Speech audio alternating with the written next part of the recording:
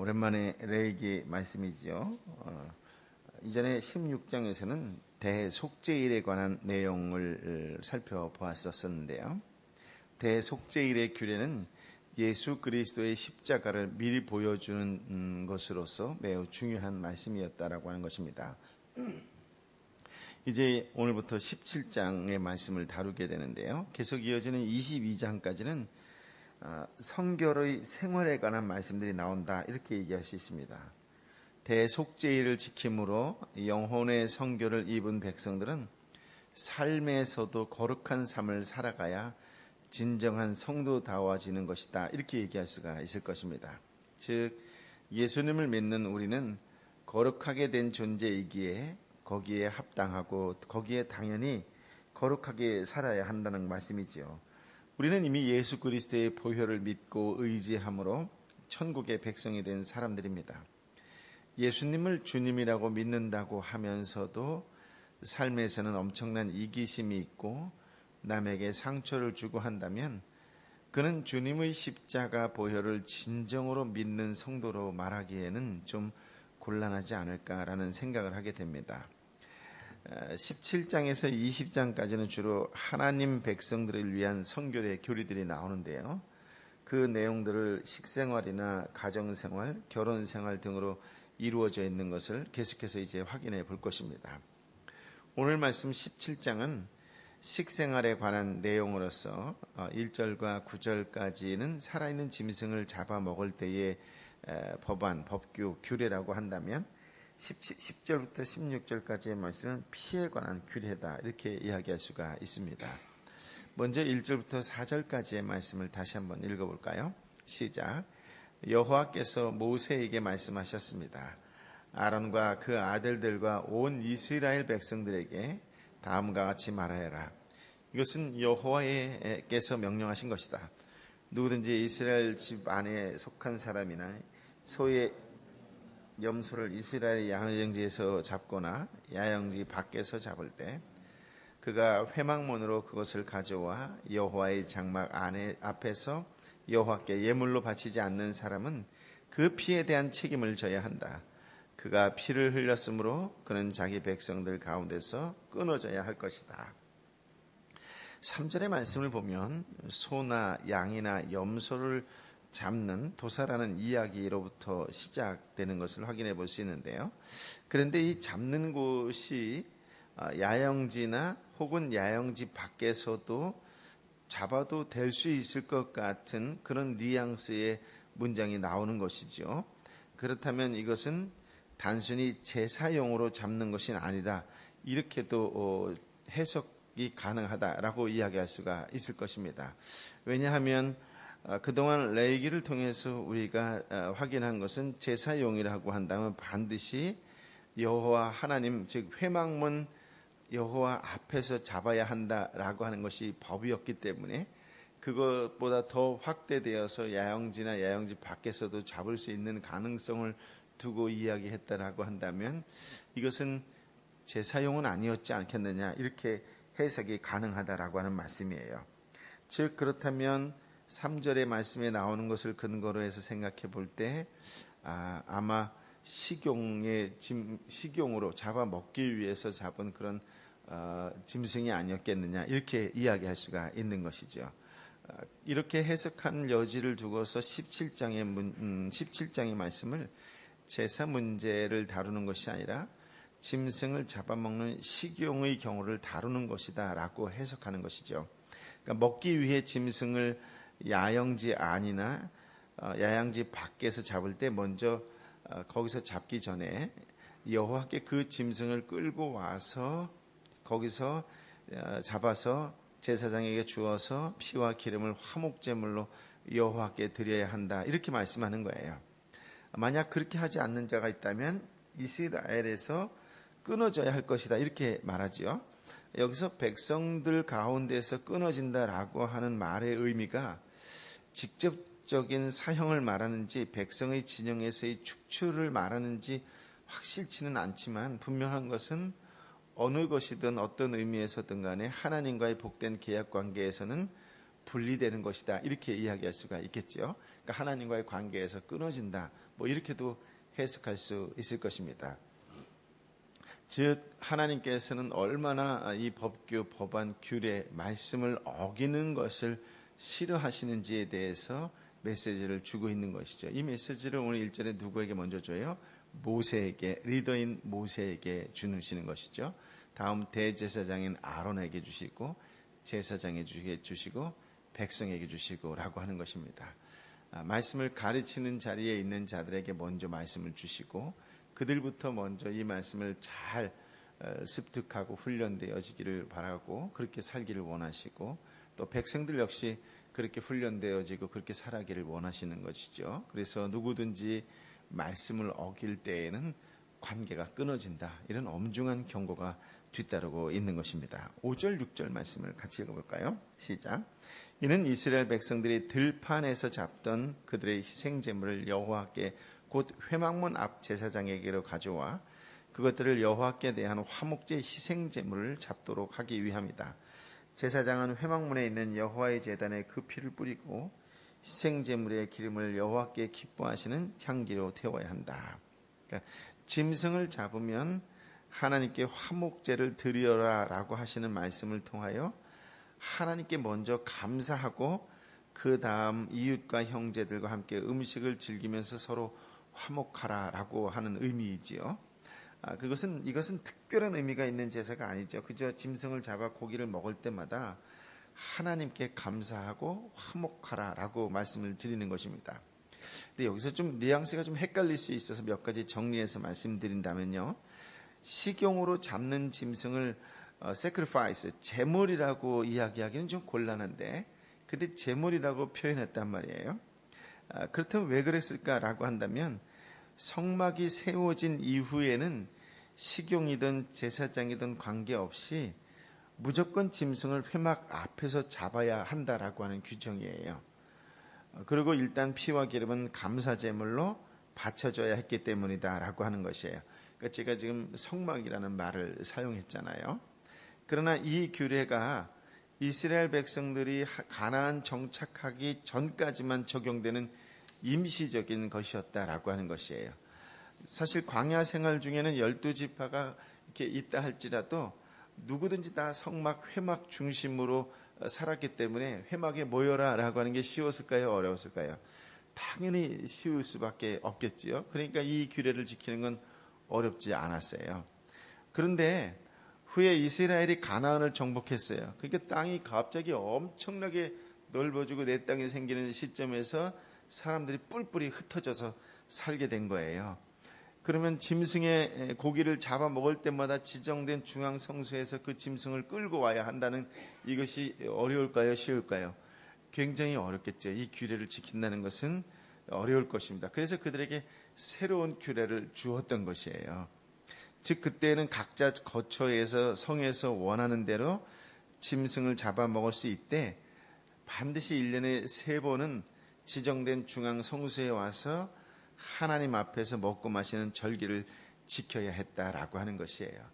마치 유대인들이 또 이슬람 사람들이 유대인들의 예를 든다면 1년에 3대 명절에는 반드시 예루살렘에 와서 제사를 드렸던 것처럼 말입니다.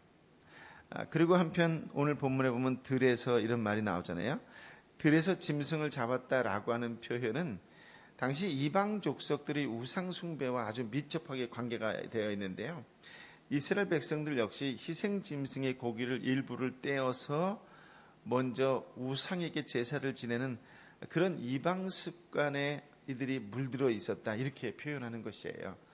그러니까 이방 사람들이 하는 것을 보고 이스라엘 백성들이 흉내를 내거나 따라하거나 모방하다가 그만 넘어가는 케이스가 발생하는 것이에요. 그러니까 하나님께서는 이러한 우상 숭배의 습관을 방지하기 위해서라도 이러한 규례를 만들어서 회막문으로 그것을 가져와야 한다. 이렇게 4절 9절에 아주 못 박아서 말씀하시는 것이죠. 그래서 6절에 보면 백성들이 잡은 짐승의 피를 제사장이 받아 번제단에 뿌리고 기름을 태워 그 냄새를 하나님께 드리는 모습이 나옵니다. 하나님께서는 당신의 자녀들의 이런 모습, 즉 하나님께 먼저 예물로 제사를 드리고 형제들과 화목하는 모습을 향기롭게 여기셨다라고 하는 것이에요.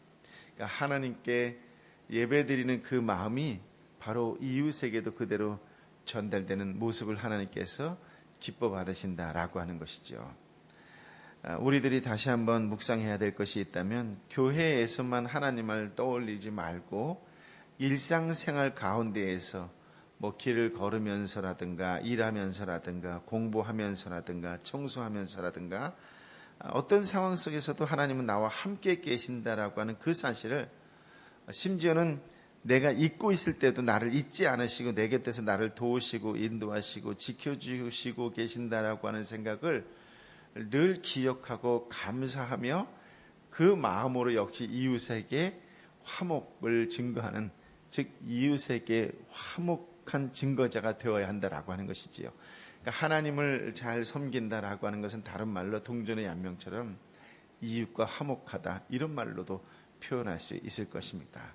하나님께 예배드리는 자가 이웃과의 담을 싸고자 하는 사는 자라고 한다면 곤란하지 않을까요? 라고 하는 말씀이죠.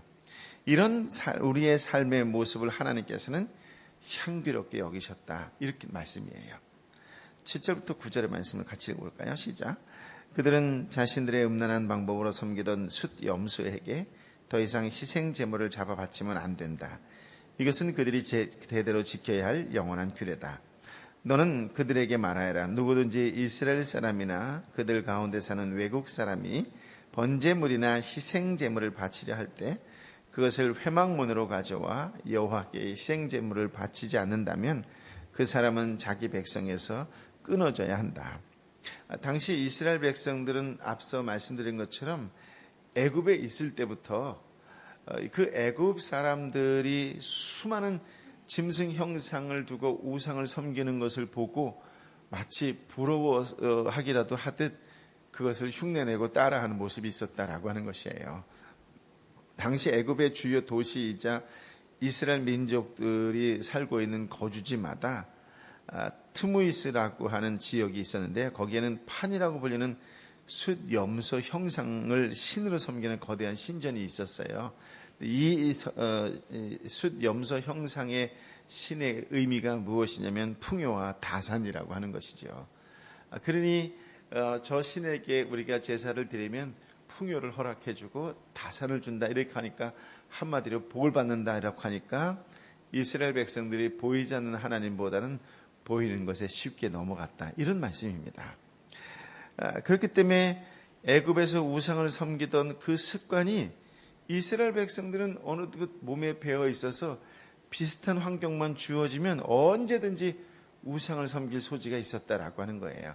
대표적인 것이 애굽에서 나오자마자 시내산에 있을 때에 아론을 위시하여 금송아지 우상을 섬기는 것이 증거다, 증명해준다, 이렇게 얘기할 수가 있는 것이죠. 참으로 놀라운 것은 그들은 출애굽을 통하여 하나님의 놀라운 역사와 임재를 체험했음에도 불구하고 하나님께서 가장 가증히 여기시는 우상 숭배에 빠졌다라고 하는 것은 평소에 그들의 마음과 그들의 생활 습관이 문제였다, 이렇게 이야기를 해요. 그러니까 평소에 잘못된 습관이 얼마나 무서운지를 대표적으로 보여주는 것이 이스라엘 백성들의 삶의 모습에서 발견할 수 있다라고 하는 것이죠. 그러니까 잘못된 습관을 끊지 못했을 때에 결정적으로 하나님께 부르짖기보다는 자신이 부러워했던 대상을 붙잡고 움켜쥐고 살아가는 모습이 바로 이스라엘 백성들의 모습인데, 이런 말씀을 통하여 나는 하나님의 자녀답게 경건한 예배자로 살아가는 그 모습 속에서 잘못된 습관은 없는지에 대해서, 나의 예배 생활을, 경건한 신앙 생활을 방해하는 것은 없는지에 대해서 한번 좀 점검해 보면 그것이야말로 하나님께서 나에게 주시는 메시지다, 이렇게 받아들이는 것이죠. 그러므로 우리 신앙생활 예배를 방해하는 요소가 있다면 무엇인지, 잘못된 습관이 있다면 그것이 무엇인지 어떤 것인지 찾아내어 하나님의 말씀 앞에 다 내려놓고 치유받는 건강한 그리스도인으로 균형 잡힌 그리스도인으로 살아가는 저와 여러분의 신앙생활이 되어야 될 줄 믿습니다. 이 4절과 9절의 말씀에서 확인한 것처럼 짐승을 회막문으로 가져오라고 거듭 강조하고 있지요. 번제나 화목제물의 경우 반드시 회막문 앞에서 드려야 하는 이유가 무엇일까요? 그것은 율법이 있고 성막이 있기 전에는 아무 곳에서나 하나님께 제사를 드렸어요. 예를 들어서 아브라함과 이삭과 야곱이 이렇게 다니는 곳곳마다 그곳에다가 바위를 제단 삼아 제사를 드리기도 하고 흙으로 토단을 쌓아 제단으로 삼고 제사를 드리곤 했어요. 문제는 이스라엘 부족이 이방 땅에 가서 이렇게 단을 쌓고 예배를 드릴 때마다 그들은 하나님을 믿는 자로서 선포하며 살아가는 것이겠지요. 그런데 이제 이 공동체 안에 있는 사람들 가운데에 이방 족속들과 교제할 수밖에 없지 않겠어요? 그 땅에 살아가니까. 그러다 보니까 이런저런 얘기하다가 이방 종교에 대한 신의 얘기도 들을 것입니다. 생각해 보니 내용도 명확하고 눈에도 보이고 이러니까 이방 민족에 대한 그 신을 부러워하고 흉내내고 따라가는 모습이 나타나기 시작하는 거예요. 오늘날로 말한다면 가정 예배를 드리는데 자꾸 하나님이 주신 그 메시지의 기준을 삼고 예배를 드리기보다는 이곳 기웃 저곳 기웃 이렇게 하다 보니까 예배의 모습이 이상하게 변질되어 갔다. 마치 이런 모습과 같은 것입니다. 아무 데서나 편리한 제사를 드리다 보니 그 지역에 사는 족속들의 우상 숭배를 따라하는 경향이 나타났다라고 하는 것이에요. 그러므로 이방신에게 제물 바칠 가능성을 제거하기 위해서 이제부터 제사는 반드시 회막에서만 드리라고 명령을 하신 것이다 라고 할 때에 번제와 희생제물은 이스라엘 백성뿐만 아니라 외국 사람에게도 반드시 그렇게 드려야 한다라고 말씀하고 있는 것이에요. 만약 여호와께 희생제물을 바치지 않는다면 회막문으로 가져와 바치지 않는다면 하나님과의 관계가 끊어질 것이라고 하는 것이지요. 육체적 죽음보다 더 무섭고 영원한 형벌이 아닐 수 없다라고 할 수 있겠습니다. 우리가 회막이라고 하는 것이 나타내고 있는 상징은 예수 그리스도 아니겠어요? 그러니까 예수 그리스도와 함께 예수 그리스도 안에서 예배드리는 자가 되어야 된다라고 하는 것이에요. 우리의 예배의 핵심은 예수님이고 우리가 모일 때마다 예배드릴 때마다 예수님을 찬양하고 예수님께 예배드리고 예수님을 경배하는 것이 예배의 가장 중요한 핵심이다라고 할 수가 있습니다. 회막의 제단은 그리스도의 십자가를 미리 보여주는 거라고 말씀드린 적이 있습니다. 이제 오늘 우리에게 주신 이 말씀들을 생각해 보면서 하나님께서 그렇다면 우리에게 원하시는 것이 무엇일까라고 하는 거예요. 일용할 양식 가운데에 고기를 먹든 또 그것을 잡기 위해서 어떻게 하든 이런 과정 속에서 주시고자 하는 규례가 우리와 또 믿는 그리스도인들에게 주는 하나님의 메시지가 무엇일까라고 하는 것입니다. 그것은 예배를 통하여 나 중심의 삶에서 하나님 중심의 삶으로 변화되어야 된다라고 하는 것이에요. 언젠가 말씀드렸지만 예배에 대한 사모함이 있어야 돼요. 새벽에 눈을 비비며 나올 때에도 하나님께서는 어떤 은혜를 주실까라고 하는 기대, 하나님께서 어떻게 해결해 주실까, 어떤 약속의 말씀을 주실까, 어떤 치유의 말씀을 주실까라고 하는 믿음의 바탕을 둔 확신을 가지고 예배의 자리에 나올 수 있어야 된다라고 하는 것이에요. 우리가 이전의 삶으로 돌아가지 않는 것이 가장 중요하지 않겠어요? 돌아가지 않게 하기 위해서 가장 중요한 것을 허락하신 것이 바로 예배라고 하는 거예요. 회막문으로 가져오라라고 하는 것은 오직 예배 거기에 승부를 거르라는 거죠. 예수님께로 가져오라는 것이에요. 예수님께로 가져오라는 거예요. 예수님을 기념하라는 거예요. 예수님께 드리라는 것이에요. 예수님 앞에 나온다.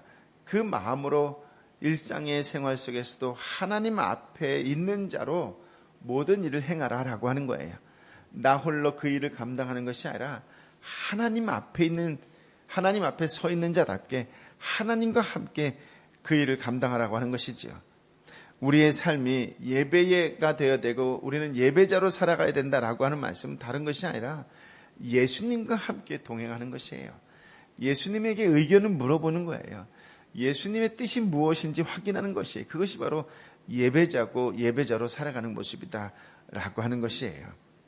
그러므로 우리 하나님 앞에서 우리 예배를 드리거나 하나님의 뜻에 순종하는 데에 있어서 그것을 방해하는 것이 있다면 그것이 무엇인지에 대해서 한번 묵상하고 예배에 집중할 수 있고 그 예배자의 마음으로 삶 속에서 살아갈 때에 우리를 통하여 이웃과의 관계가 화목해지는 신비로운 하늘의 역사를 경험하게 된다라고 하는 것이 예배를 소홀히 하면 담을 쌓게 돼 있어요.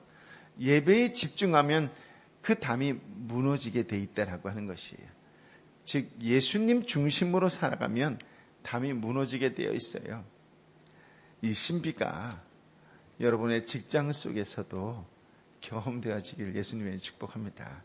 예배자로 나아갈 때에 그 상대방의 마음이 무너지게 되는 역사가 일어나게 될 줄 믿습니다.